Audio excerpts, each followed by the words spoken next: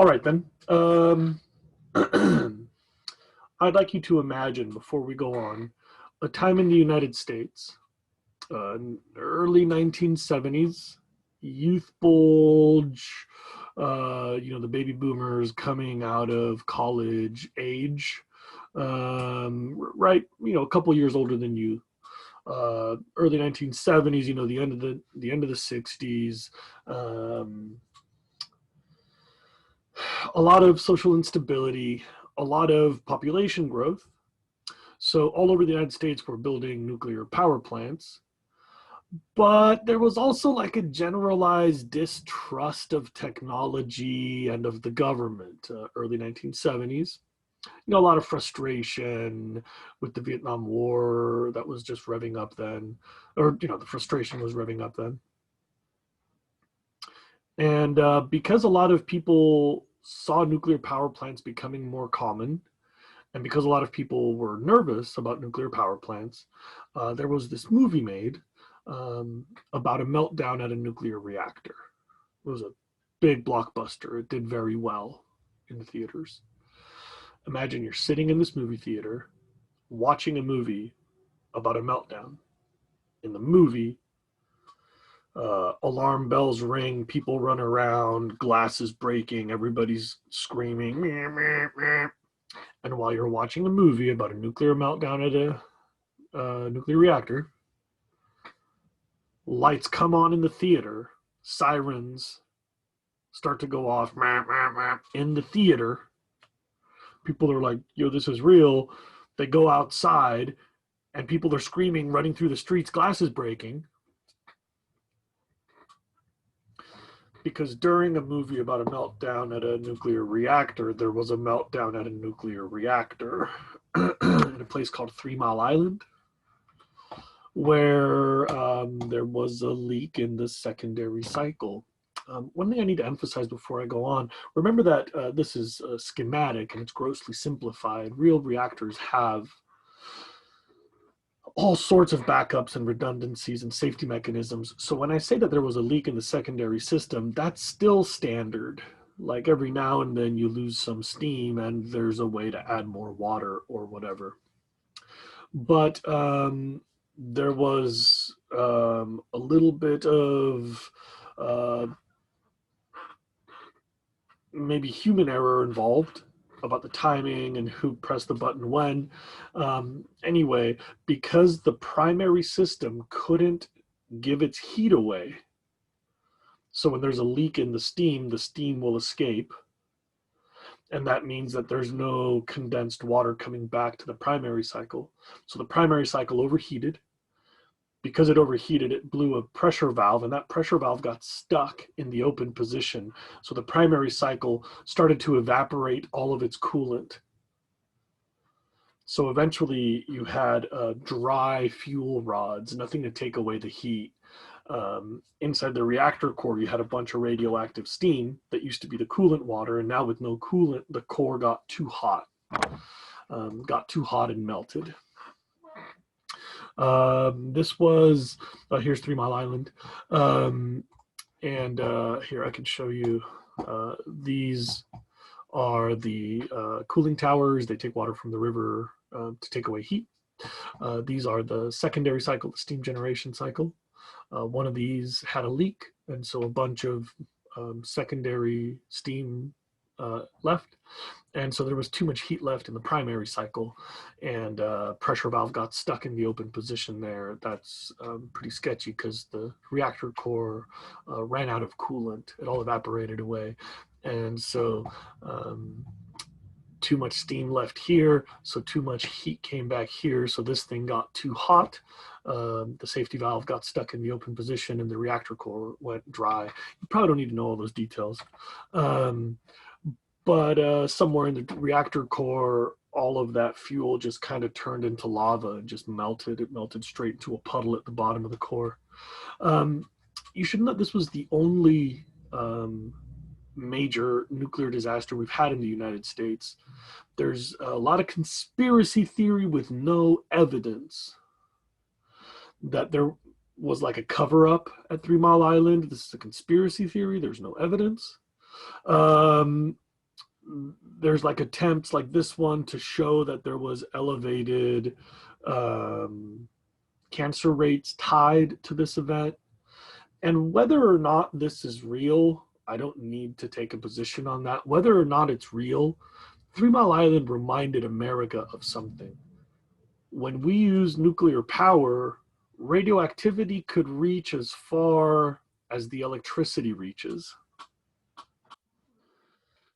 In other words, if 3 Mile Island is shipping power all the way to the edge of Connecticut, that would mean that the radioactivity could reach all the way to the edge of Connecticut if something went wrong.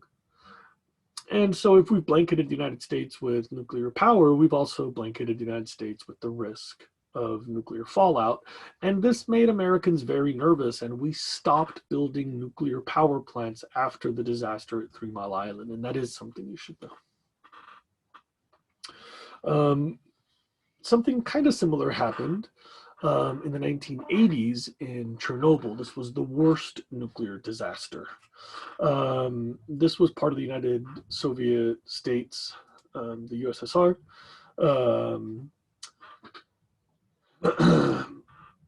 Soviet Republic, excuse me.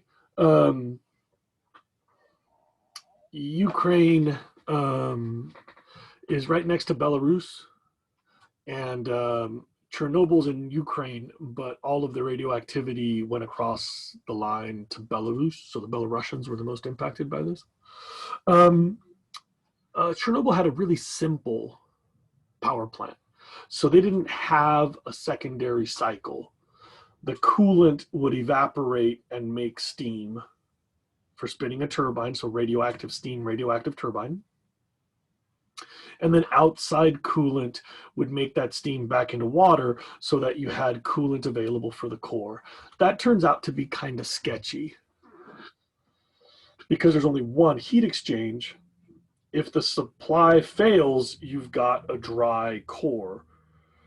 It's relatively easier for something to go wrong because there's less places that you can fix the problem. And so basically coolant ran out, core got too hot, and there was not a really good way to control this in time. This was a really bad nuclear disaster. I'll show you words to put it in perspective how bad this was. But the reactor core got hot enough that it basically just became a lava ball that melted deep into the ground, and the flames got hot enough that steel and concrete all melted. This was a horrific disaster. The simplified reactor basically just became a lava plug and fell into the ground. A containment structure collapsed on top of it. And then basically there was open flame with radioactive fallout spewing out from there. Basically, you've all seen like popular media about Chernobyl, so maybe you know the area was evacuated and much of it was abandoned from there. You can often map the Chernobyl disaster as like a bullseye, like rings on a target, where like in the central ring, people are not allowed at any time for any reason. And so the reactor site is now covered in a giant, like an airplane hangar made of concrete. It's on tracks, and so they keep covering it up with a new one, like Russian dolls. You'll forgive the sloppy visual, but as the covers start to age and water starts to infiltrate, they add another cover, and then they add another cover. They'll come in on railroad tracks. We're going to need to keep covering up Chernobyl for a long, long time because it's still really hot. So in that bullseye, nobody's allowed to go. Then there's an area around that where only scientists carefully measured, very limited access. Then there's another bullseye where locals are allowed to be for part of the year, but it's not recommended. And then there's like other rings where it might still be sketchy or it's no big deal. Bullseye rings. The radioactive fallout from Chernobyl basically spread all over the world. It climbed into the atmosphere, and then it hit the jet stream and just got swirled all over. And so Chernobyl had the most severe stuff right next door, and then slightly less severe spreading all over. Within, I can't remember these numbers. You can probably look this up, I guess, if you care. I think it was within 24 hours it was measured in New York, and within 36 hours it reached all sensing sites on the planet. So you could measure a rise in radioactivity at the South Pole or something. I think it was 36 hours. There's a cool animation that I was hoping to show you, but I just need to focus on getting you through the unit. There was one more reactor that you should probably know about, and that's called the Fukushima Daiichi reactor. This was pretty recent. You may know that Japan gets a lot of earthquakes because it's on the Ring of Fire, so you might think it's a sketchy place to put nuclear power plants on the coastline. And so I was a little bit surprised. Japan is independent, and it's a lot of people in a small place, and they're very technologically competent, and there aren't a lot of fossil fuels. So I guess it makes sense, but Japan has a lot of nuclear power, and that can be sketchy because earthquakes are common, which means tsunamis are common. And because earthquakes make tsunamis, and it's an island with a lot of coastline, that means that nuclear power plants on the coastline can be flooded. And that's what happened at Fukushima Daiichi. The power plant flooded. Crazy thing here is the power plant would have survived fine, but all of the pumps that run the water, that move the water over the nuclear waste storage, all those pumps are powered by outside electricity from a separate power plant, so that when you're not making nuclear power, you still have an electricity source. They were on the grid, and the grid went down. The flooding knocked over power poles, and so the nuclear power plant lost the electricity that keeps the pumps running the coolant.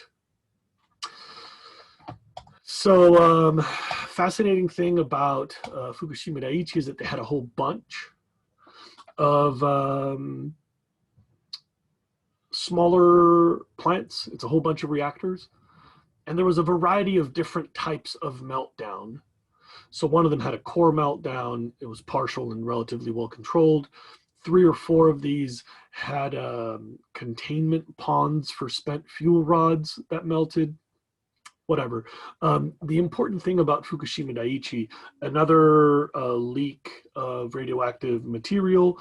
This one spread to neighboring areas. People had to evacuate. But the reason that this becomes relevant is, 1, it's recent, and 2, it shows how the ocean can spread radioactivity. Now, one thing I need to be clear, what you see here is a little bit alarmist. That's a blip. There was like a momentary exposure of radioactivity. This is not a reason for concern because the ocean is a really large reservoir. So it takes the radioactivity and it spreads it. Imagine if you dropped a barrel of ink into the ocean in Japan. You might see that momentarily spreading toward the Americas, but of course that ink would dissipate until you couldn't notice it anymore. That's what happens with the radioactivity too. The one thing I just want you to take away from this is, things do happen. If you have small odds, that can still work out. Election metaphors insert here. So anyway, that's it for the nuclear disasters. I'd like to stop this recording and start another one in a moment.